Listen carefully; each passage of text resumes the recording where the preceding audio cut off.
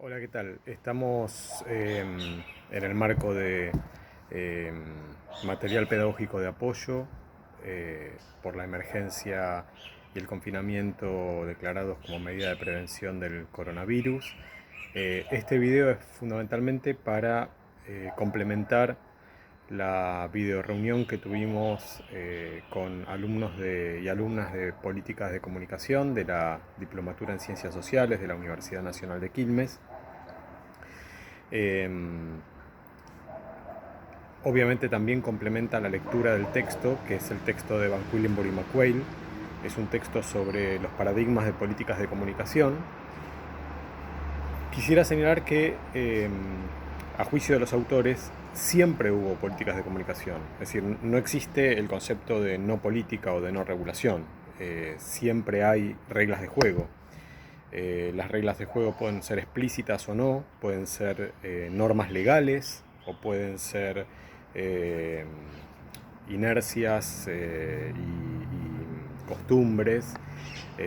Puede tener una lógica más normativa, normada, puede ser una lógica más consuetudinaria, de acumulación de acuerdos que se van sucediendo en el tiempo y van sedimentando como una cultura política.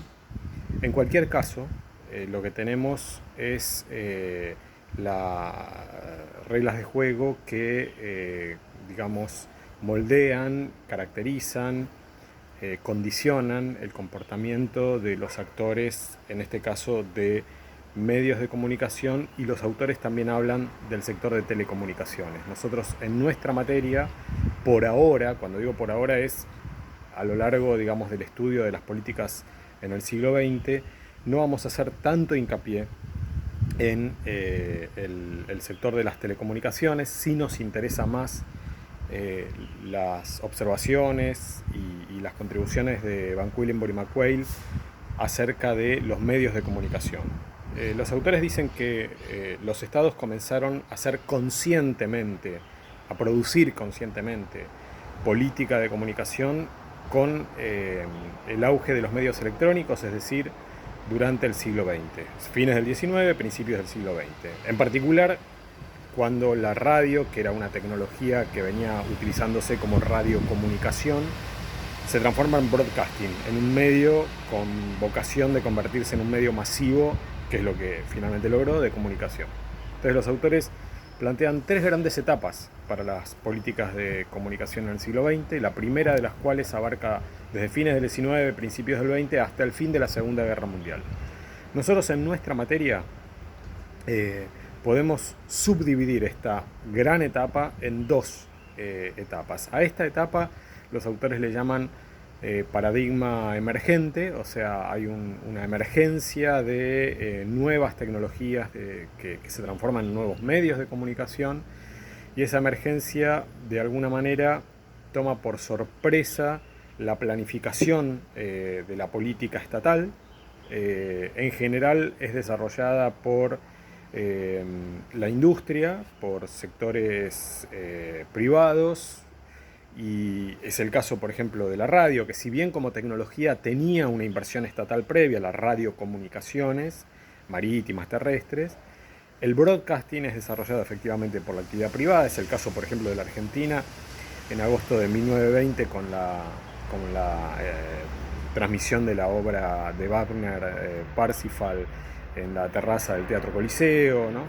Eh, entonces, eh, digamos, esa iniciativa privada se va desarrollando, va ensayando distintas estrategias de financiamiento, en algunos casos se financia por contribución de los fabricantes de equipos, que obviamente les interesaba el desarrollo de una industria y de un medio de comunicación para vender equipos receptores, quiero decir, de radio. En otros casos se financiaba por el bolsillo, por la contribución más o menos desinteresada de sus propios actores. Es el caso de Susini y sus amigos en esta experiencia del Teatro Coliseo y los años que siguen también. Y en otro caso comienza a ser financiada por la publicidad, ¿no? En esta primera etapa, como yo les decía, podemos hacer una distinción entre lo que ocurre hasta más o menos 1930, el crack del 29, en la Argentina podemos tomar como hito el golpe de Estado de Uriburu del año 30, en otros países año más, año menos, más o menos lo podemos ubicar en el 30, y una segunda subetapa del 30 al 45. En la primera podemos decir que es el inicio de las políticas de comunicación, una etapa de laissez-faire, de dejar hacer, digamos, el Estado cuando produce regulación legal o cuando produce normas, lo hace a pedido y en función del interés de los actores que protagonizan esa actividad. Ejemplo, las primeras normas sobre la radio broadcasting en Argentina apuntaron a ordenar el espectro radioeléctrico para que no se superpusieran las emisiones de las primeras emisoras broadcasting. Entonces, para que no hubiera superposición, para que no hubiera ruido en el éter, es que los propios operadores le reclaman al Estado que produzca una regulación, que es lo que el Estado realiza. Estoy hablando del año 1924. Gobierno de Alvear, por lo tanto. La segunda subetapa, a partir del año 30, es una subetapa en donde la injerencia del Estado empieza a ser creciente, pero sobre todo en el segmento de contenidos, o sea, regulación de contenidos. No tanto regulación de propiedad, no tanto regulación de financiamiento, condiciones económicas, sí regulación de contenidos. Entonces tenemos en la Argentina, pero esto es un fenómeno que vemos a nivel mundial. O sea, en la Argentina tenemos un reglamento bastante completo del año 1933 que ya estipula medidas de censura previa, es decir, cada emisora de radio tenía que pedir permiso a un organismo de supervisión estatal para invitar al estudio a entrevistados que tuviesen en el contenido que iban a desarrollar contenidos de carácter político, sociológico. Entonces, ese es un ejemplo entre muchos. Tanto es así que en Europa y en América del Norte, esta segunda subetapa, algunos autores como Matelart la denominan la era de la propaganda, ¿no? Goebbels en Alemania, bueno, los gobiernos más totalitarios, es obvio que podemos verlo de esta manera, pero también en los gobiernos, en los estados, cuyos gobiernos no eran totalitarios y eran democracias más o menos, con reglas de juego más o menos republicanas, también vemos un énfasis en la propaganda. A partir del año 45 comienza la segunda etapa, según los autores. Es una etapa normativa. Si en la primera etapa el Estado estaba a disposición de la emisión y la producción de política en función de los intereses privados, ahora son los privados los que tienen que adecuarse. En todo el mundo, insisto, esto no es detrás de la cortina de hierro, ya estamos en plena Guerra Fría a partir del año 45. No. También en los países capitalistas occidentales, de Europa Occidental, de América del Norte, también en ellos lo que vemos es un énfasis normativo del Estado que dispone reglas de juego y son los privados los que tienen que adecuarse a esas normas de juego. En muchos países capitalistas occidentales, las actividades audiovisuales en esta segunda etapa fueron monopolio estatal, directamente. O sea, en toda Europa Occidental, excepto una pequeña...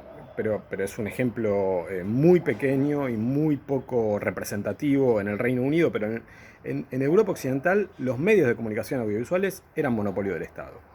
¿Por qué? Porque se entendía, después de la experiencia fatídica de la Segunda Guerra Mundial, se entendía que había que preservar a una esfera de construcción y de liberación pública, como son los medios audiovisuales, había que preservarla de las pasiones y de las tentaciones autoritarias, aunque totalitarias, según el caso, que habían tenido. Entonces, como dispositivos de construcción de ciudadanía, es que el Estado emite política, produce política, para garantizar un piso, un umbral de información de carácter público que llegara a todas y a todos, y a esto le llaman la era del servicio público. Es una era de énfasis normativo, de protagonismo estatal,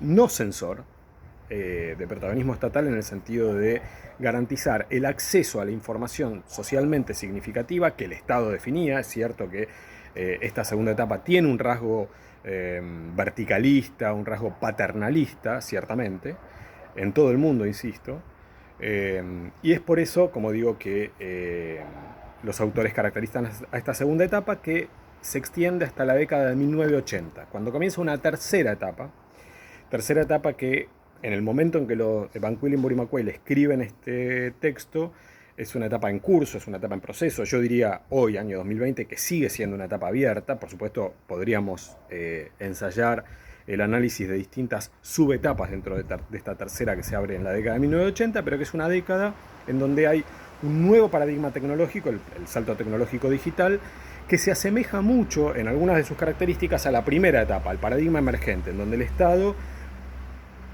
es bastante, se retira, digamos, del énfasis normativo y deja campo libre para que en sociedad, en algunos casos, como es el caso del desarrollo de Internet, en sociedad con la industria y con la iniciativa privada, sean estos, los privados, los que en todo caso marquen el pulso, el ritmo de la regulación y de las reglas de juego de este salto tecnológico, ¿no? Aquí vemos, sobre todo hoy, en los últimos años, pero hoy en 2020 es muy, muy claro, muy evidente, lo que vemos son contradicciones de esta tercera etapa, en donde hay voces, países enteros, líderes de países de distinto sentido y orientación en su conducción estatal. Me refiero a sus ideas y a sus posicionamientos y a distintos tipos de régimen que plantean que ese modelo ya no es eficaz ni beneficioso para la mayoría de la población. Pero en fin, de esto hablaremos. Entonces, con este video lo que quería era, de alguna manera, cerrar o complementar la lectura que ustedes están haciendo del texto y reponer algunos de los ejes que en nuestra accidentada reunión en Zoom en la semana que estamos, hoy es 10 de abril, por esos accidentes tecnológicos que tuvimos en el Zoom, no todas, no todos pudieron escuchar completamente este complemento. Bueno, la seguimos, cuídense y hasta la próxima.